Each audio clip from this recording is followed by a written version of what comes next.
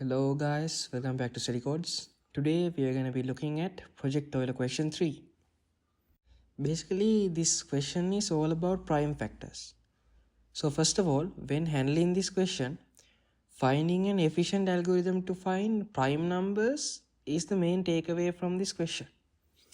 Okay, so prime numbers. Almost all of you know what prime numbers are. It's simply a number greater than 1 that can only be divided by 1 and itself. So, what is the step-by-step process of figuring out whether a number is prime or not? Now, to find the most basic way, let's take 13 as an example. So, how do we know if 13 is prime or not? What I'm going to do is, I'm going to take all the numbers between 1 and 13. And I'm going to check whether each of these numbers divides 13. So, does 2 divide 13? No. Does 3 divide 13? No. And so we go all the way up to 12. And if any of these were to be true, then the number is not a prime number. And if none of these were true, then it is a prime number. So here is the Python code for finding if a number is a prime or not. It simply just uses a for loop to loop over the numbers from 2 to 12. But the most important question is, how can we do better? How can we optimize this? The thing is, we currently check from 2 to 12 or 2 to n minus 1 in general. But do we actually need to check all the numbers? If we look closely, since 13 divided by 2 is 6.5, every number greater than 6.5 obviously cannot be a factor of 30. So we could just check the numbers from 2 to n divided by 2. An even better approach is that we could just check from 2 to the square root of n. But why the square root of n? Because at least one factor of any pair must be less than or equal to the square root of n. We are guaranteed to find a divisor within the range from 2 to square root of n if the number is not a prime. Now what does this actually mean? To understand this, let's take 100 as an example. So the factors of 100 are given here. And what we can see is factors come in pairs. So both 1 and 100 are factors. And 2 and 50 are factors. And 4 and 25 and so on.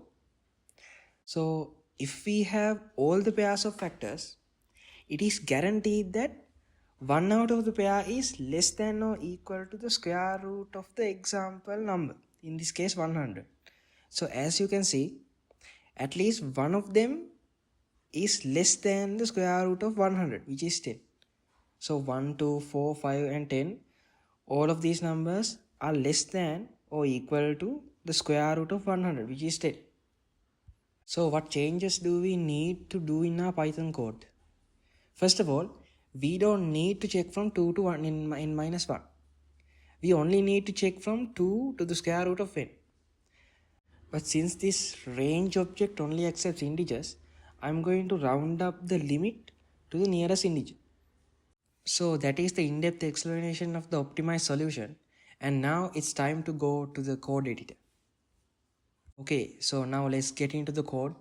I have already written the isPrime function, which checks if a number is prime or not. First, I'll set n equals to the first example. So n equals 13195.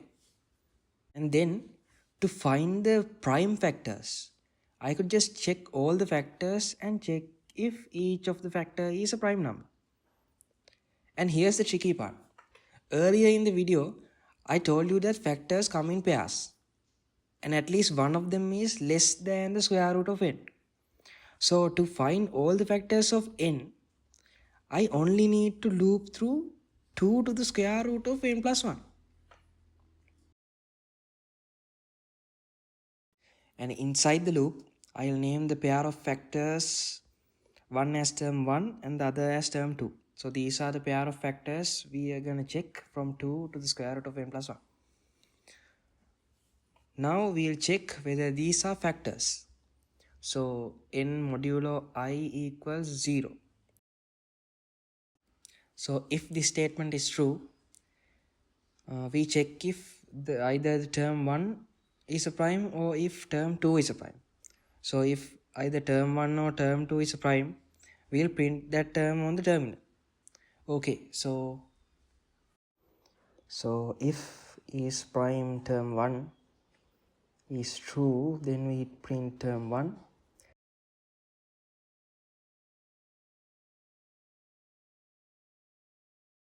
And if is prime term 2, we print term 2.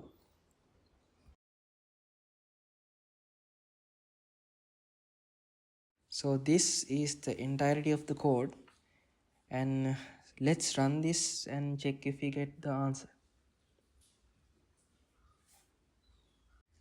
Okay, so we got the answers 5, 7, 13 and 29. Let's check the second example.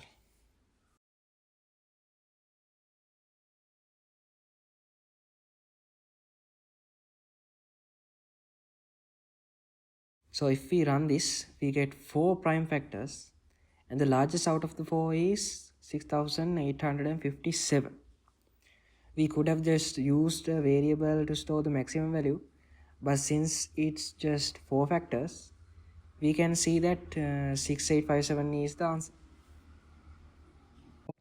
So that's it for Project Euler question 3, and I'll see you guys again in another video.